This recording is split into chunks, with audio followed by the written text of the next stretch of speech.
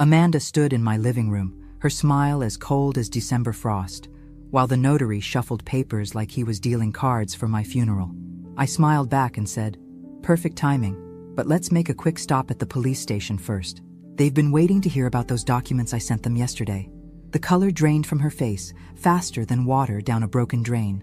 If you're watching this, subscribe and let me know where you're watching from. You're probably wondering how I got here, standing face to face with the daughter-in-law who thought she'd outsmarted a 68-year-old woman. Well, buckle up, because this story starts with the most humiliating 24 hours of my life and ends with the most satisfying. 2 days earlier, I'd watched my only son Michael marry Amanda in the same church where I'd married his father 35 years ago. The ceremony was beautiful. Amanda looked radiant, and I thought maybe, just maybe, we could finally build a real relationship. After all, she was carrying my future grandchild. How naive can one woman be? The reception was at the country club, the same one where I'd worked as a waitress to put Michael through college. I'd scraped together $15,000 for their wedding. Money I'd saved from my Social Security checks, eating generic cereal, and walking to the grocery store to save on gas. "Dorothy's been such a help," Amanda announced to a table full of her friends, her voice dripping with the kind of sweetness that makes your teeth ache. "She's been living with us for months, helping with the down payment on our house. Such a generous mother-in-law." The women at the table smiled politely, but I caught the glances they exchanged. I knew what they were thinking.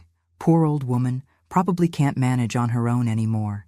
What Amanda didn't mention was how that help had happened. 3 months ago, she'd convinced Michael that my little apartment wasn't safe for an elderly woman living alone. "What if you fall?" she'd said, tears in her eyes. "What if something happens and no one knows for hours?" Before I knew it, they'd moved me out of my apartment and into their spare room temporarily, while we looked for something better suited to my needs. Meanwhile, the $15,000 I'd given them for their house down payment had mysteriously become a loan that would be paid back when things settle down. Things never settle down when someone's busy spending your money.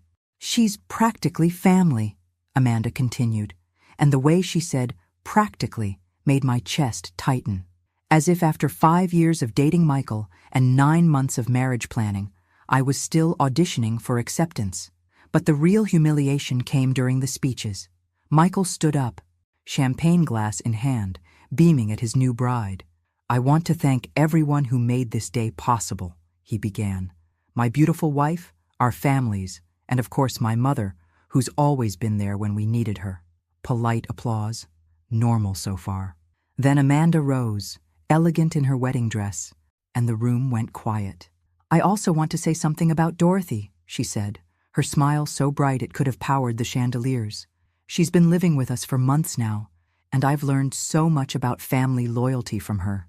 My heart swelled. Maybe I'd been wrong about Amanda. Maybe. She's taught me that real mothers never stop taking care of their children, no matter how old they get. Some mothers, when their sons get married, they step back and let the wife take over. But not Dorothy. She's shown me that a mother's job is never really done. The applause was uncertain now. People weren't sure if they were supposed to clap or not. Amanda wasn't finished. "Dorothy's even helping us financially, because that's what mothers do. They sacrifice everything for their children's happiness. It's really quite inspiring to see someone so selfless." The silence that followed was deafening. I felt every eye in the room on me, and I understood with crystal clarity what had just happened. Amanda had publicly branded me as a dependent, someone who couldn't let go, someone who was still financially supporting her grown son. But that wasn't the worst part. The worst part came the next morning when I woke up to find Amanda and a man in a suit sitting at my kitchen table. Well, their kitchen table, as Amanda had started calling it. "Dorothy," Amanda said brightly, as if nothing had changed overnight. "This is Mr. Patterson from Sterling Legal Services. We need to discuss some paperwork." I poured myself coffee, with hands that only trembled slightly. After 42 years of motherhood, I'd learned to recognize ambush tactics. "What kind of paperwork?" "Well," Amanda exchanged a glance with the notary. "Michael and I have been talking, and we think it's time to make some changes. You've been so generous with the house down payment, and we want to make sure you're properly taken care of as you get older." The coffee turned bitter in my mouth. What does that mean exactly? Mr. Patterson cleared his throat. Mrs. Henderson, your son and daughter-in-law have arranged for you to move into Sunset Manor. It's a lovely assisted living facility with 24-hour care. They've already put down a deposit. My coffee mug hit the table harder than I intended. Without asking me? We wanted it to be a surprise, Amanda said, her voice gentle but her eyes hard as flint. Michael's been so worried about you living independently. And frankly, Dorothy, you've seemed a bit forgetful lately. Forgetful. The word hit me like a slap. I was 68, not 98. And my mind was sharper than most people half my age. But Amanda had been building this narrative for weeks, hadn't she? Little comments about me misplacing things, gentle corrections when I remembered events differently than she did. I've also been forgetful, I said carefully. Or are you hoping I won't remember that the house we're sitting in has my name on the deed alongside Michael's? Amanda's smile never wavered, but something shifted behind her eyes. Actually, Dorothy, that's part of what we need to discuss. Michael and I have decided to refinance, and it would be simpler if the property was solely in our names. Cleaner paperwork, you understand. And my $15,000 down payment? Consider it a wedding gift, Amanda said sweetly. After all, you want your son to be happy, don't you? The notary was getting uncomfortable. I could see him checking his watch, probably wondering how much longer this family drama would take. He had no idea he was witnessing highway robbery in broad daylight. Where's Michael? I asked. Shouldn't he be here for this conversation? He's at the gym, Amanda replied without missing a beat. He found all this financial talk stressful, so we thought it would be better if I handled it. You understand? Newlywed stress and all. Of course. Michael had always avoided confrontation, especially when it came to money. When he was 12 and wanted a bike, he'd sent me a letter instead of asking face-to-face. When he'd crashed his car at 17, he'd had his girlfriend call me with the news. And now, at 42, he was still sending intermediaries to do his dirty work. Mrs. Henderson, the notary said gently, I do need to inform you that according to these documents, you'd be signing away all claim to the property in exchange for having your assisted living costs covered for the first year. 1 year. They were buying me out of my own investment for 1 year of nursing home care. And after that year? I asked. Amanda shrugged delicately. We'll cross that bridge when we come to it. Maybe you'll have adjusted by then. Maybe you'll like it so much you won't want to leave. The audacity was breathtaking. They'd planned this entire scenario, the wedding, the touching speech about family loyalty, moving me into their house to establish dependence, and now the final act of stripping away my assets and independence in one fell swoop. But here's the thing about underestimating someone. It only works if they don't see it coming. I need some time to think about this, I said, standing up from the table. Amanda's mask slipped for just a moment. Dorothy, Mr. Patterson has other appointments today. It would be much more convenient if we could just handle this now. I'm sure it would be, I replied. But I'm not signing anything today. The notary looked relieved. Of course, Mrs. Henderson. Take all the time you need. These are big decisions. After they left, I sat alone in the living room I'd helped furnish, looking at the walls I'd helped paint, in the house I'd helped buy. Amanda had made one crucial mistake in her master plan. She'd forgotten that I'd been Michael's mother for 42 years, which meant I'd been dealing with his schemes and evasions since before she was born. And I'd learned a few things about playing the long game. That afternoon, while Amanda was out getting her post-wedding manicure touched up, I did something I hadn't done in months. I went through my own paperwork. The documents I'd kept in the fireproof box that Amanda had insisted we store somewhere safe in their bedroom closet. Funny how somewhere safe really meant somewhere Dorothy can't get to without asking permission first. I found exactly what I was looking for. The original deed to the house, showing both Michael's name and mine. The canceled check for $15,000 clearly marked down payment. And most importantly, the power of attorney documents that Michael had asked me to sign 6 months ago. Amanda had presented those papers as a precaution, just in case something happens to you. Dorothy, Michael could help manage your affairs without having to go through the courts. It's really quite common for people your age. I'd read every word of those documents 3 times before signing them. What Amanda didn't know was that I'd also had my lawyer add a very specific clause. one that made the power of attorney conditional on my mental competency, as determined by two independent physicians. In other words, if I was sharp enough to handle my own affairs, the power of attorney was void. And despite what Amanda wanted everyone to believe, I was plenty sharp. My phone buzzed with a text from Michael. "Sorry I missed the meeting this morning. How did it go with the paperwork?" I stared at that message for a long time. My son, asking about signing away my rights and assets via text message, as if I was a business transaction he could delegate to his wife. I typed back, "We'll need to discuss it when you get home." The response came immediately. "Actually, I'm staying at Tom's tonight. Wedding recovery, you know how it is. Amanda can catch me up tomorrow." Wedding recovery. He'd been married less than 48 hours and he was already avoiding coming home. Or maybe he was avoiding facing what they'd tried to do to me. That evening, Amanda ordered Chinese takeout and we ate in relative silence. She seemed confident that I'd come around, that the pressure of time and her patient manipulation would eventually wear me down. "Dorothy," she said as we cleared the plates, "I hope you know that everything we're doing is because we love you. Michael worries constantly about your safety, your future. This arrangement would give him such peace of mind." "I'm sure it would," I replied. "Sunset Manor really is lovely. They have activities, social hours, even a library. You'd make new friends, have people your own age to talk to. People my own age. As if I'd somehow become incompatible with the rest of the world by virtue of having lived through the Carter administration."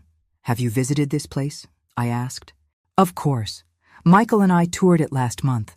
The staff is wonderful, and the rooms are quite spacious. Much more appropriate for someone with your needs." My needs.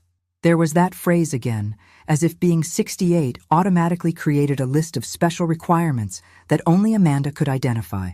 "What exactly are my needs, Amanda?" She looked surprised by the question. "Well, you know, senior needs, medical supervision, social interaction with peers, structured activities, the kind of support that becomes necessary as we age." I nodded thoughtfully. "And you've determined that I need these things because, Dorothy, you're almost 70. Living independently becomes more challenging at your age. We're just being proactive. Almost 70. I was 68 and 3 months, but Amanda had been rounding up for weeks now, adding months and years to my age like she was fast-forwarding me toward incompetence." "I see," I said. "And when did you and Michael decide that I was no longer capable of making my own decisions?" Amanda's patience was starting to fray around the edges. "We're not saying you're incapable, Dorothy. We're saying it's time to be realistic about your limitations." Limitations that, coincidentally, included the limitation of owning property they wanted to control. That night, I lay awake in the spare bedroom that had once been my temporary solution and was now apparently my last night of freedom. Amanda had made it clear that the Sunset Manor arrangement would happen with or without my cooperation. They'd use the power of attorney, claim I was becoming forgetful and unsafe, but Amanda had made her second crucial mistake. She'd assumed that a woman who'd raised a son alone, who'd worked double shifts and night jobs, who'd survived the death of a husband and built a life from nothing, would be easy to manipulate. Tuesday morning, I got up early and made my famous blueberry pancakes. The same recipe I'd been making for Michael since he was 5 years old, back when he'd sit at our tiny kitchen table in our tiny apartment and tell me about his dreams of having a big house someday. I'd wanted to help him achieve that dream. I'd never imagined he'd use it to cage me. "These smell wonderful," Amanda said, appearing in the kitchen in her silk pajamas, perfectly coordinated even first thing in the morning. "What's the occasion?" "No occasion. Just felt like cooking." She sat down and accepted a plate, cutting her pancakes into neat, precise bites. "I hope you've had time to think about our conversation yesterday, Dorothy. Mr. Patterson called.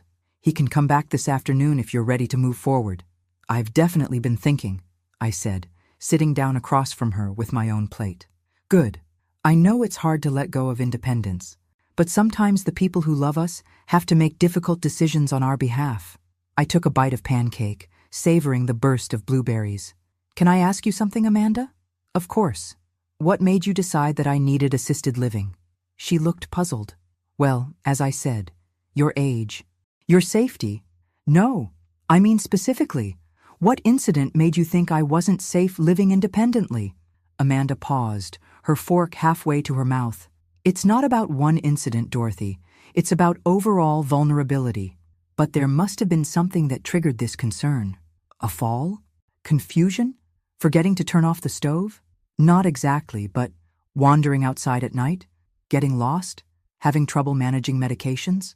Dorothy, it's not about waiting for something terrible to happen. It's about being proactive. I nodded slowly. So you can't point to a single instance where I've demonstrated the kind of cognitive or physical decline that would warrant assisted living. Amanda was getting flustered. The overall picture of a woman who manages her own finances, maintains her own health, drives safely, cooks meals, and engages in normal social activities. You've been living with us for months.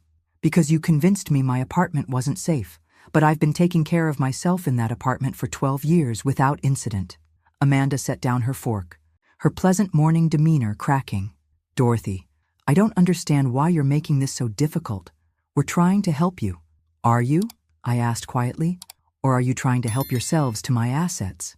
The silence that followed was so complete, I could hear the refrigerator humming in the corner. How dare you? Amanda whispered, her face flushing red.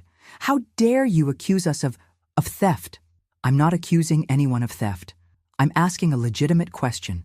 If this arrangement is truly about my well-being, why does it coincidentally result in you gaining full ownership of a property I helped purchase? Amanda stood up abruptly, her chair scraping against the floor. I don't have to listen to this. You're being paranoid and hurtful. Am I? Then let's modify the arrangement. I'll consider assisted living, but the house stays in both names, mine and Michael's. That way, you get the peace of mind about my safety, but I maintain my financial security. That's not. The paperwork is already drawn up. Paperwork can be changed. Amanda stared at me for a long moment, and I saw something ugly flicker across her face, something calculating and cold that made my skin crawl. You know what your problem is, Dorothy? She said finally. You can't let go. You can't accept that Michael has a wife now, a family of his own. You want to keep controlling his life, keeping him dependent on you financially and emotionally. The accusation hit like a physical blow. That's not true, isn't it? You moved in here, you inserted yourself into our marriage, you make him feel guilty every time he tries to build a life separate from you. This isn't about the house, Dorothy. This is about you refusing to accept that your role in Michael's life has changed. I felt tears sting my eyes because there was just enough truth in what she said to hurt. I had been struggling with Michael's marriage, with feeling displaced and less important. But that didn't mean I deserved to be stripped of my independence and assets. Even if that were true, I said, my voice steady despite the pain in my chest, it wouldn't justify deception and financial exploitation. Amanda laughed, a sound like breaking glass. Financial exploitation? You gave us that money freely? Dorothy, you moved in here by choice. Nobody forced you to do anything. After you systematically undermined my confidence in my ability to live independently. I what? The comments about my forgetfulness, the suggestions about my safety, the gradual erosion of my autonomy. You've been setting this up for months. Haven't you? Amanda's face went very still. For just a moment, her mask slipped completely, and I saw the cold calculation underneath. That's when I knew for certain that this wasn't about my well-being at all. You're being ridiculous, Amanda said, but her voice had lost its honeyed sweetness. Now she sounded like what she really was, a woman whose carefully laid plans were being questioned by someone she'd underestimated. Am I? I stood up and walked to the kitchen drawer, where I'd been keeping my important papers. Let's talk about timing, Amanda. I pulled out a small notebook where I'd been tracking something very specific over the past 3 months. March 15th, I read aloud. You mentioned that I'd left the stove on after making breakfast. Except I'd made toast in the toaster, not used the stove at all. Amanda's face was expressionless, but I could see the wheels turning behind her eyes. March 22nd, you told Michael I'd forgotten our dinner plans and made other arrangements. Except we never had dinner plans. You'd canceled on me that morning. I flipped the page. April 3rd, you suggested I was having trouble following conversations because I'd asked you to repeat something. What I'd actually asked was for you to speak louder because you were whispering. Dorothy, I don't know what you think you're proving. April 18th, You mentioned to the neighbor that I'd gotten confused about what day it was. I'd asked if it was Tuesday or Wednesday because I'd lost track during my recovery from the flu, which you failed to mention to her. I could see Amanda calculating, trying to figure out how much I knew, how much I could prove. You've been building a case against my mental competency for months, I continued. Every minor mistake, every normal senior moment, every instance of being tired or sick. You've been cataloging it all and presenting it as evidence of decline. You're being paranoid. Am I? Then why did you tell the wedding planner that I was getting confused about details when I simply disagreed with your choice of flowers? Amanda was quiet now, her jaw clenched. And why, I continued, did you tell Michael that I was becoming fixated on money matters when I asked reasonable questions about how my $15,000 was being spent? Because you were being inappropriate. Inappropriate how? By wanting to know what happened to my own money? Amanda exploded. It's not your money anymore, Dorothy. You gave it to us. You can't give someone a gift and then spend the rest of your life questioning how they use it. A gift? I laughed, but there was no humor in it. When exactly did my contribution to your down payment become a gift? Because I have the original paperwork right here, and it's very clearly documented as a loan. I pulled out the folder I'd retrieved from their bedroom closet, the one Amanda thought was safely locked away from my forgetful old fingers. A loan that you and Michael agreed to repay within 2 years, with my name remaining on the deed as security until repayment was complete. Amanda went very pale. You weren't supposed to... Michael said he'd explained. Michael said a lot of things, but what matters is what's written down, isn't it? I spread the documents on the kitchen table like a winning poker hand. Loan agreement, deed with both names, power of attorney with mental competency clause. And my personal favorite, the email from you to Michael from 2 months ago. Amanda's eyes went wide. What email? The one where you wrote, and I quote, "We need to move faster on the Dorothy situation. She's asking too many questions about the money, and I'm worried she's going to cause problems with the refinancing." The silence stretched between us like a chasm. You went through my private messages? You went through my private life and systematically dismantled it. I'd say we're even. Amanda sat down heavily, her perfect composure finally cracking. You don't understand the pressure we're under, Dorothy. The mortgage payments, the wedding expenses, the baby coming. You needed my money and my property, but not me. That's not true, isn't it? Because your plan was pretty clear. Get me to sign away my assets, park me in assisted living, and have power of attorney to make sure I can't cause any more trouble. How long before you'd have convinced Michael I was too senile to manage visits? How long before I became that sad old woman whose family never comes to see her? Amanda was crying now, tears streaming down her perfect face. We weren't trying to hurt you. We needed options. The baby, our future. We needed security. At the cost of my security. You're old. Dorothy, you don't need security the way we do. You don't have decades of life ahead of you, children to raise, careers to build. We have expenses you can't understand. And there it was, the ugly truth underneath all the manipulation and gaslighting. In Amanda's mind, my remaining years were worth less than their future plans. My needs were negotiable because I didn't have as much time left to need things. You're right, I said quietly. I am getting older. I probably don't have decades left. Amanda looked hopeful for the first time that morning. Which is exactly why, I continued, I'm not going to spend whatever time I have left being manipulated and controlled by someone who sees me as disposable. The hope disappeared from her face. I'm not signing your papers, Amanda. Not today, not tomorrow, not ever. And if you and Michael want me out of this house, you're going to have to follow legal procedures, which means proving I'm actually incompetent, not just inconvenient. That's when Amanda made her third and most crucial mistake. She decided to get mean. You selfish, bitter old woman, Amanda hissed, all pretense of caring daughter-in-law evaporating like morning mist. Do you have any idea what you're doing to Michael? To our marriage? I'd been waiting for this moment. The moment when her mask would slip completely and show me who she really was underneath all that practiced sweetness. Enlighten me, I said calmly. You're destroying his happiness. He's torn between his wife and his mother, and you're making him choose. What kind of mother does that to her own son? The kind who taught him that love doesn't come with price tags. Amanda laughed, sharp and bitter. Love? You call this love? You're emotionally blackmailing him, making him feel guilty for having his own life. You've been doing it his whole life, haven't you? I felt something cold settle in my chest. What do you mean? Michael told me everything, Dorothy. About how you guilt-tripped him into staying local for college instead of going to Stanford. How you had mysterious health scares every time he tried to date seriously. How you made him feel responsible for your loneliness after his father died. Each word was designed to cut deep, and they did.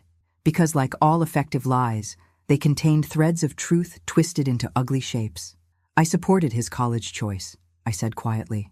After you cried about how you'd be all alone, how you'd worked so hard to put him through school, and wouldn't it be nice if he stayed close enough to visit regularly? Had I said those things? Maybe.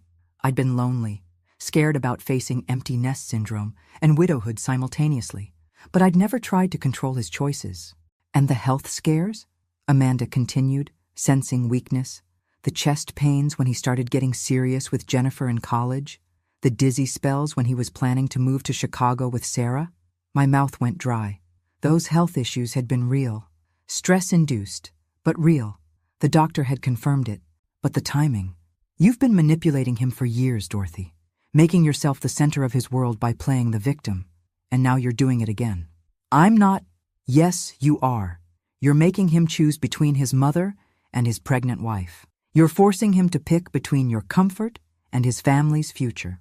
What kind of person does that? The accusations hit like physical blows because there was enough truth in them to sting. Had I been too dependent on Michael over the years? Had I unconsciously guilt-tripped him into staying close? But even if I had, it didn't justify what they were doing now. Even if everything you just said is true, I managed. It doesn't give you the right to defraud me. Defraud? Amanda's voice rose to a near shriek. We're trying to take care of you. We're trying to make sure you have a safe place to live and medical care when you need it. By stealing my assets and warehousing me in a facility I never chose. By making sure you don't end up alone and helpless with no one to look after you. I'd rather be alone than be with people who see me as a burden to be managed. That's when Amanda showed me exactly how much she'd been holding back. Fine, she said, her voice deadly calm. You want to play hardball, Dorothy? Let's play hardball. You have 24 hours to reconsider your position. Or what? Or I tell Michael about the pills. My blood turned to ice water. What pills? Amanda smiled, and it was the most frightening expression I'd ever seen on a human face. The Xanax I found in your purse. The prescription that isn't yours. The medication you've been hiding from us. I stared at her, understanding dawning like a slow sunrise. Those were Sarah Martinez's pills. She asked me to pick up her prescription because she couldn't get off work. I was dropping them off to her this afternoon. Can you prove that? Sarah can confirm? Sarah Martinez, who moved to Phoenix last month? That's Sarah Martinez? The room spun slightly. Sarah had moved, yes, but she'd asked me to pick up her prescription as a favor before she left, to save her a trip to the pharmacy. The pills were still in my purse because I'd forgotten to give them to her before she moved. You're going to claim I'm abusing prescription medication that isn't mine. I'm going to express concern about your judgment and your potential addiction issues. Combined with your recent paranoid accusations about financial exploitation, your documented confusion and memory problems, and your increasingly erratic behavior, she let the threat hang in the air between us. Michael will have no choice but to pursue legal guardianship for your own protection. I sat down heavily, the full scope of her manipulation finally becoming clear. She hadn't just been building a case for assisted living. She'd been building a case for complete legal control over my life. You planned this, I whispered. I planned for contingencies, Amanda replied coolly. I hoped you'd be reasonable, but I prepared for the possibility that you'd be difficult. Michael would never. Michael will do whatever it takes to protect his family. And I'm his family now, Dorothy. You're just the woman who raised him. The cruelty in that statement took my breath away. Now, Amanda continued, checking her watch. Mr. Patterson will be here at 2 o'clock. You can sign the papers voluntarily and move to Sunset Manor with dignity, or you can fight it and find yourself declared incompetent by a court. She started to leave the kitchen, then paused at the doorway. Oh, and Dorothy, If you even think about trying to tell Michael your version of this conversation, remember that you're a confused old woman with a drug problem and paranoid delusions. Who do you think he's going to believe? His pregnant wife or his increasingly unstable mother? After she left, I sat alone in the kitchen where I'd made breakfast that morning like it was any other day. But everything had changed. Amanda had shown me exactly how trapped I was, how completely she'd planned my destruction. But Amanda had made one final mistake. She'd forgotten that I'd had 42 years to learn about my son's personality, his patterns, his weaknesses, and I'd had 42 years to learn about patience, planning, and the art of the long game. At exactly 1:45 p.m., Mr. Patterson arrived with his briefcase and his official papers. At exactly 1:46 p.m., Amanda discovered that some games are won before they even begin. "Mrs. Henderson," Mr. Patterson said, settling into his chair with professional efficiency, "I understand you'd like to proceed with the assisted living arrangements today." I smiled at him the same way I'd been smiling at people who underestimated me for 68 years. "Actually, Mr. Patterson, I'd like to discuss something else entirely." Amanda froze halfway through pouring him coffee. "Dorothy, we agreed." "We didn't agree to anything, Amanda. But I did spend some time this morning making phone calls."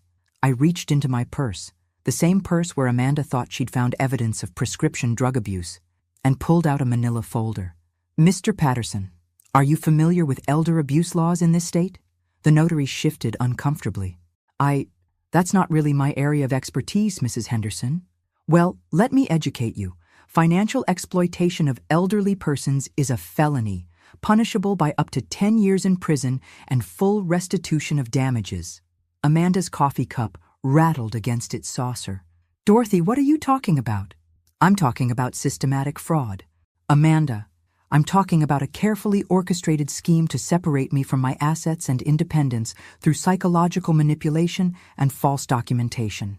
I opened the folder and spread its contents across the table like a hand of cards I'd been saving for exactly this moment. "Mr. Patterson, I'd like you to see the original loan agreement for the house down payment, the one that clearly states this was money to be repaid, not a gift. I'd also like you to see the deed showing joint ownership, which my daughter-in-law has been trying to get me to sign away under false pretenses." The notary examined the documents, his professional demeanor becoming increasingly uncomfortable.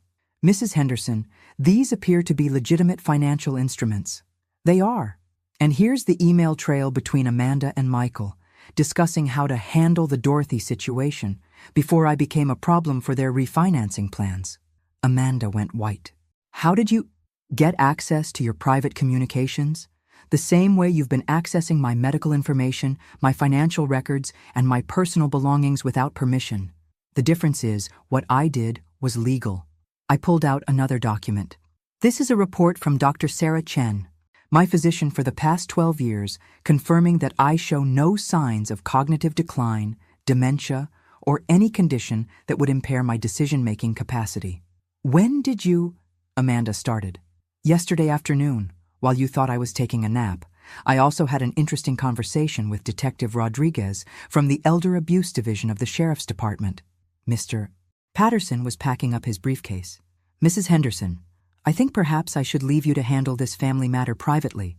"Oh, but Mr. Patterson, you're already involved.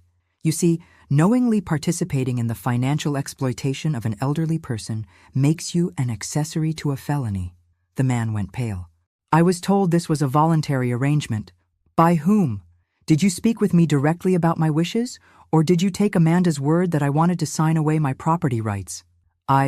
Mrs. Amanda Henderson contacted our office and explained that you needed assistance with legal documents due to cognitive issues." "Cognitive issues that she documented how?" "Exactly?"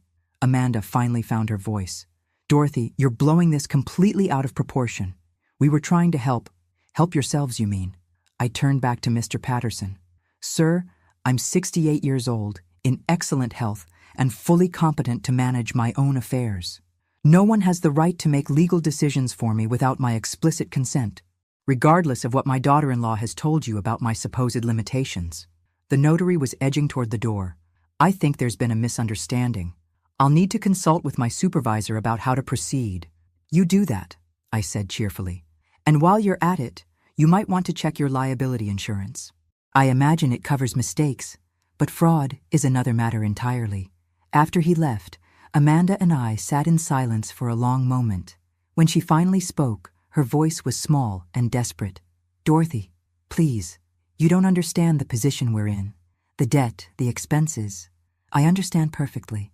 You bit off more than you could chew, and instead of facing the consequences like adults, you decided to solve your problems by robbing your husband's mother. It wasn't supposed to be robbery. It was supposed to be redistribution. You don't need all that money at your age, and we have decades ahead of us. Children to raise. There it is again. My age as justification for your greed. Amanda was crying now, tears streaming down her face. What do you want from us, Dorothy? What will it take for you to just let this go? I stood up and walked to the window, looking out at the garden I'd helped plant, the fence I'd helped repair, the life I'd helped them build. I want my $15,000 back, with interest.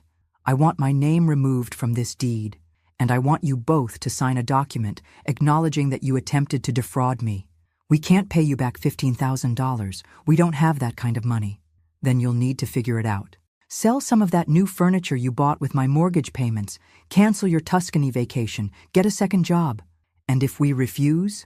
I turned back to face her, and I let her see exactly how much steel was underneath my pleasant grandmother exterior. Then I file charges, and we let a jury decide whether your financial desperation justifies elder abuse. That evening, Michael finally came home. I heard him in the driveway, heard Amanda rushing to meet him at the door, heard the urgent whispered conversation that followed. 20 minutes later, he knocked on the door of the spare bedroom where I was packing my belongings. Mom, can we talk? I looked up from folding the sweater I'd bought with my first Social Security check. Of course, sweetheart. Come in.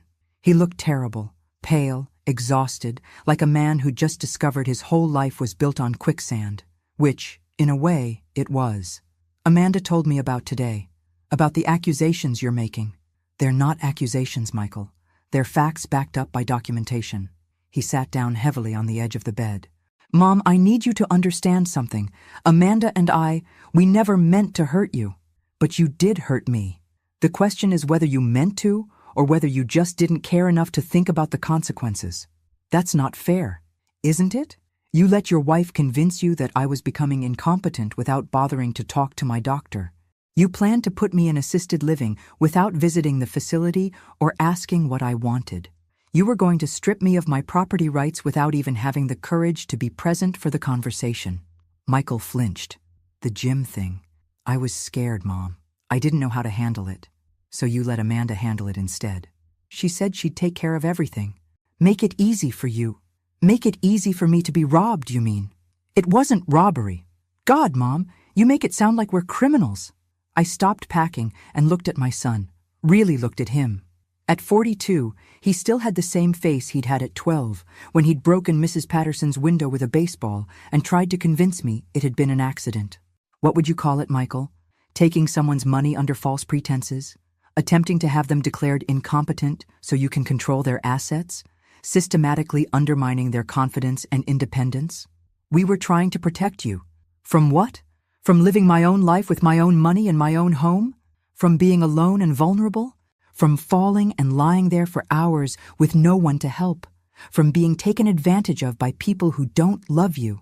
The irony was so thick you could cut it with a knife. The only people who've tried to take advantage of me, Michael, are you and your wife. He put his head in his hands. I don't know how this got so messed up. It got messed up because you stopped seeing me as a person and started seeing me as a problem to be solved. That's not true. When was the last time you asked me what I wanted? Michael? Not what Amanda thought I needed, not what you decided was best for me, but what I actually wanted for my own life. He was quiet for a long time.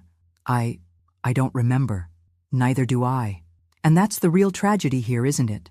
Somewhere along the way, my feelings and preferences became irrelevant to decisions about my life. Mom, what do you want us to do? Amanda says you want us to pay back the down payment money, but we can't. It's gone. It's tied up in the house. Then sell the house. We can't sell the house. Amanda's pregnant. We need the space, the neighborhood. You need a lot of things, Michael. but none of them are more important than my right to be treated with honesty and respect." He looked up at me with desperate eyes. "There has to be another way, some compromise we can work out." The compromise was supposed to be the original loan agreement. I give you money to help with the down payment, you pay me back over 2 years. But Amanda decided that wasn't good enough. She wanted it all, my money, my property rights, and my independence. She's scared, Mom. We both are. The baby, the expenses, the pressure, and you thought the solution was to make your fear and pressure my problem to solve. Michael was crying now, tears streaming down his face like he was 12 years old again. "I'm sorry, Mom. I'm so sorry. I don't know how to fix this." I sat down beside him on the bed and took his hand the way I had 1,000 times when he was growing up, and the world seemed too big and scary. "Michael, I love you more than life itself. I always have, and I always will. But love doesn't mean letting people hurt you without consequences. What are you going to do?" "I'm going to move out tomorrow. I've already arranged a rental apartment across town. You don't have to—" "Yes, I do. I can't live with people who see me as a burden and a bank account." "And the money?" I squeezed his hand gently. "You have 30 days to come up with a repayment plan. If you can't, we'll let the courts sort it out." He nodded miserably. "I understand. I hope you do, sweetheart, because this isn't just about money. This is about whether you're going to be the kind of man who stands up for what's right, even when it's difficult." After Michael left, I finished packing my few belongings. Tomorrow, I'd start over again at 68 years old. It wasn't the retirement I'd planned, but it was better than the alternative. And Amanda still didn't know about the phone call I'd made to her mother that afternoon. 3 weeks later, I was settled into my new apartment, a cozy one-bedroom place with a view of the park and neighbors who remembered what it meant to look out for each other. The building was full of active seniors who played cards, organized potluck dinners, and treated each other with the respect that Amanda had found so difficult to manage. I'd heard nothing from Michael or Amanda since moving out. No phone calls, no texts, no attempts to negotiate or apologize. The silence spoke volumes about their priorities. But I wasn't alone in my new life. "Dorothy, dear, you have a visitor," called Mrs. Chen from the lobby intercom. I wasn't expecting anyone, but when I looked through the peephole, I saw a woman about my age holding a plate covered with aluminum foil. "Mrs. Henderson? I'm Patricia Winters, Amanda's mother." I opened the door, curious about what Amanda's mother could possibly want with me. Patricia Winters was elegant in the way that comes from decades of good breeding and careful attention to appearance. But her eyes were tired, and there was something apologetic in her posture. "Please, come in," I said. "Can I offer you some tea?" "That would be lovely. Thank you." We sat in my small living room, the afternoon light streaming through windows that overlooked a garden I was already planning to help tend come spring. "Mrs. Henderson," Patricia began, "I owe you an apology. Please call me Dorothy. And what could you possibly need to apologize for? For not raising my daughter better than this." I set down my teacup, surprised by her directness. "When you called me 3 weeks ago and told me what Amanda had done, my first instinct was to defend her. No mother wants to believe their child is capable of such cruelty. But I've known Amanda for 34 years, and if I'm honest, I've seen this pattern before." Patricia sighed deeply. "When Amanda was in college, there was an incident with her roommate's credit cards. Amanda claimed it was a misunderstanding, that she'd borrowed money and intended to pay it back. We believed her, paid for a lawyer, made it go away." My chest tightened. "There were other incidents?" "Her first marriage ended when her husband discovered she'd been taking money from his elderly father's checking account. Again, Amanda claimed it was temporary, that she was helping the old man manage his finances. But the bank records told a different story." I stared at Patricia, pieces of a larger puzzle falling into place. "Michael doesn't know about this, does he?" "Amanda made me promise never to tell anyone. She said she'd learned her lesson, that she was different now. I wanted to believe her. But now you don't." Patricia reached into her purse and pulled out a thick envelope. "This is $15,000, Dorothy. Cash." I stared at the envelope like it was a snake. "I can't take your money." "Patricia, yes, you can. And you will. Because my daughter stole from you. And as her mother, I'm responsible for making it right. That's not how responsibility works. In my family, it is. My husband built a successful business by believing that integrity isn't negotiable. I failed to teach that lesson to Amanda, but I won't compound that failure by letting her victim suffer for my mistakes. I felt tears sting my eyes. This is incredibly generous, but what about Michael? What about their house? Michael will figure it out. He's a good man who made bad choices because he trusted the wrong person. The house situation will resolve itself once Amanda realizes the money isn't coming from you. What do you mean? Patricia's smile was sad but knowing. Amanda married Michael because she thought he came from money. Your nice clothes, your generous gifts, your willingness to help with the down payment. She assumed you were wealthy. I'm comfortable but hardly wealthy. Exactly. And once Amanda realizes that there's no inheritance coming, that you're not the golden goose she thought you were, she'll move on to easier targets. The casual way Patricia said this made my blood run cold. You think she'll leave Michael? I think Amanda follows opportunity. If Michael can't provide the lifestyle she wants, she'll find someone who can. I thought about the baby Amanda was carrying, about Michael's broken heart when his marriage fell apart, about the grandchild I might never know.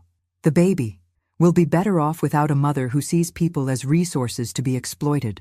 Trust me, Dorothy, some people can change, but Amanda isn't one of them. After Patricia left, I sat with the envelope of money on my kitchen table, feeling like I was holding something much heavier than cash. This money represented Patricia's attempt to balance scales that Amanda had tipped toward cruelty and greed. But it also represented something else, the knowledge that Michael was married to a woman who had made a career out of financial exploitation. And that made my next decision much easier. I picked up the phone and dialed Detective Rodriguez. Detective, it's Dorothy Henderson. I've reconsidered your suggestion about filing formal charges against my daughter-in-law. The knock on Michael's door came at 7 a.m. on a Tuesday morning, just as Amanda was getting ready for her prenatal appointment.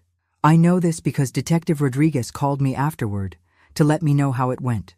Mrs. Amanda Henderson, you're under arrest for elder financial abuse, fraud, and attempted coercion.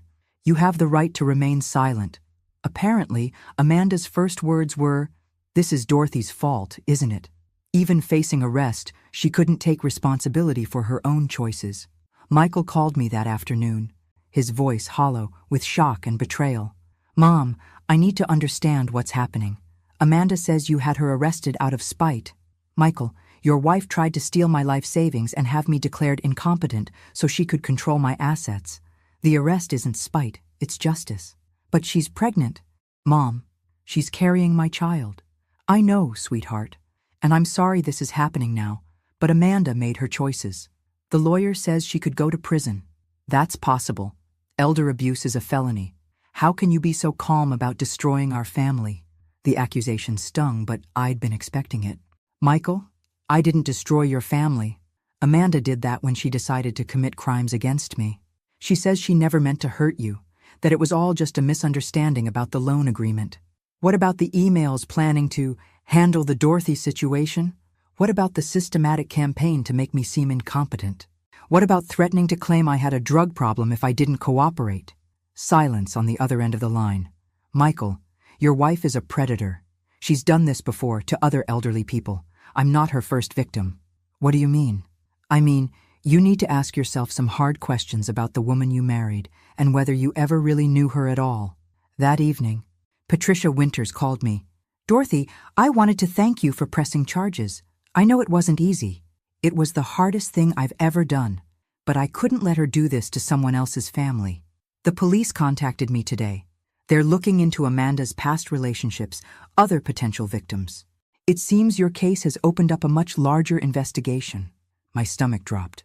How much larger? Amanda's first husband wasn't the only one. There were at least 3 elderly men she dated briefly, all of whom experienced mysterious financial problems during their relationships with her. And there was an incident at the assisted living facility where she worked before meeting Michael. I felt sick.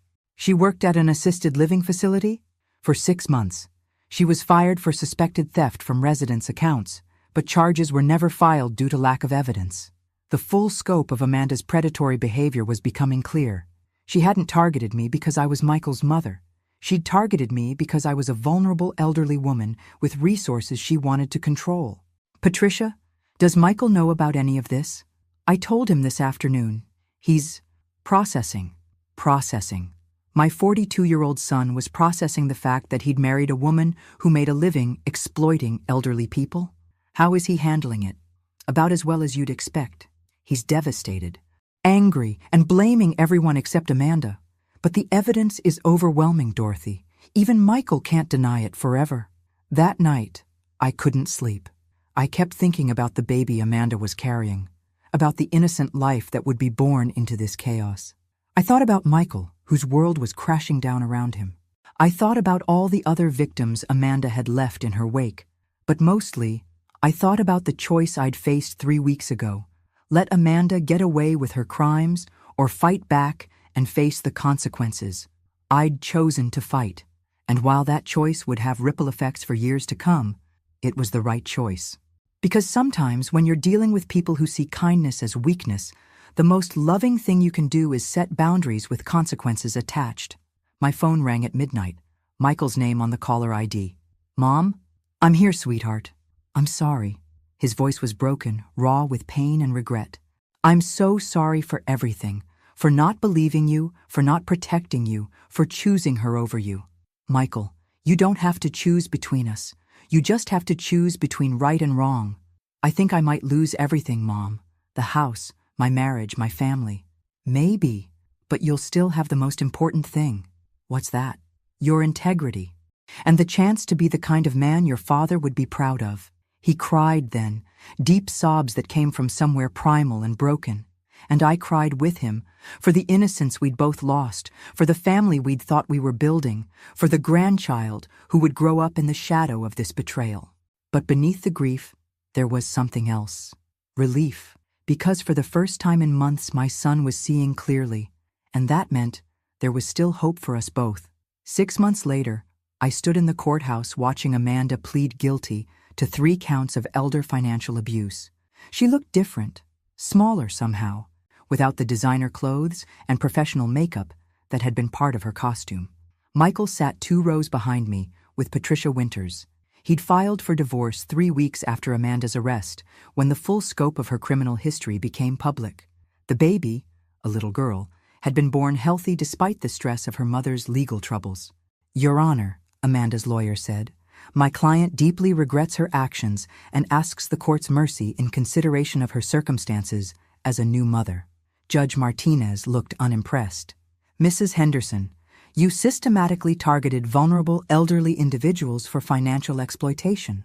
Your actions weren't momentary lapses in judgment. They were part of a calculated pattern of abuse spanning several years. Amanda started crying, the same manipulative tears she'd used on Michael and me for months. Mrs. Henderson, you've pleaded guilty to defrauding Mrs. Dorothy Henderson of $15,000, attempting to coerce her into signing away property rights and making false statements about her mental capacity. The court sentences you to 18 months in state prison, followed by 3 years of probation and full restitution to the victim. 18 months. It seemed like such a short time for the damage she'd caused, but it was more than I'd expected. After the sentencing, Michael and I walked outside together into the spring sunshine. How do you feel? He asked. Tired, I admitted, but also free.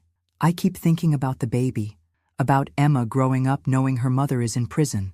Emma. They'd named her Emma Dorothy Henderson. Michael's attempt to honor me despite everything that had happened. Emma will be better off knowing the truth than living with lies, I said. And she'll have you and Patricia, and maybe even me if you'll let me. Michael stopped walking and turned to face me. Mom, I need you to know something. When Amanda was trying to convince me you were incompetent, there was a part of me that wanted to believe her. The honesty hurt, but I appreciated it. Because it would have been easier than facing the truth about my marriage, about my judgment, about the person I'd chosen to build a life with. Michael, I let her make me see you as a burden instead of a blessing. I let her convince me that loving you was somehow betraying her. I chose comfort over courage. And it nearly cost me everything that actually matters. I took his hand, the same hand I'd held when he was learning to cross the street, when he'd graduated from college, when he'd called to tell me he was getting married. We all make mistakes, sweetheart. The question is what we do with the lessons they teach us. What I learned is that my mother is the strongest, smartest, most resilient woman I've ever known, and I'm sorry it took me this long to remember that. 3 weeks later, Michael brought Emma to visit me in my apartment. She was beautiful, dark hair like her father, Patricia's elegant nose, and eyes that seemed to see everything.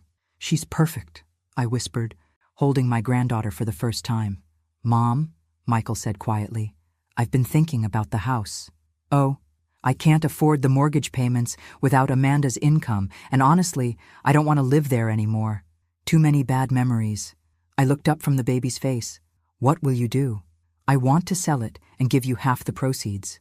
It's not exactly what you're owed, but it's a start." "Michael, you don't have to—" "Yes, I do. Mom, you taught me that family means taking care of each other. For a while there, I forgot what that meant." 6 months after that, Michael and Emma moved into a small house 3 blocks from my apartment. Michael took a second job to make ends meet, but he also started coming over for dinner twice a week. We'd sit on my tiny balcony while Emma played on a blanket, and we'd talk about everything except Amanda. Patricia Winters became an unexpected friend, stopping by regularly to help with Emma and share stories about the granddaughter she'd never expected to have such a relationship with. "You know," she said one afternoon, as we watched Emma take her first steps across my living room, "I think this little one is going to be just fine, even with everything that's happened, especially because of everything that's happened. She'll grow up knowing that actions have consequences, that integrity matters, and that the women in her family don't back down from bullies." I smiled, thinking about the letter I'd written to Emma, one she wouldn't read until she was old enough to understand. In it, I'd told her the whole story, about her mother's choices, about the importance of standing up for yourself, about the difference between love and manipulation. But mostly, I told her about the power that comes from refusing to be anyone's victim, no matter how much they might try to convince you that you're too old, too weak, or too inconvenient to matter. 6 months later, watching Emma take her first steps in my living room, I realized Amanda had actually given me the greatest gift of all. She'd reminded me who I really was. A woman who doesn't back down, who protects what matters, and who proved that being 68 doesn't mean being powerless. Sometimes the best revenge isn't just justice, it's living well. Thanks for listening. Don't forget to subscribe and feel free to share your story in the comments. Your voice matters.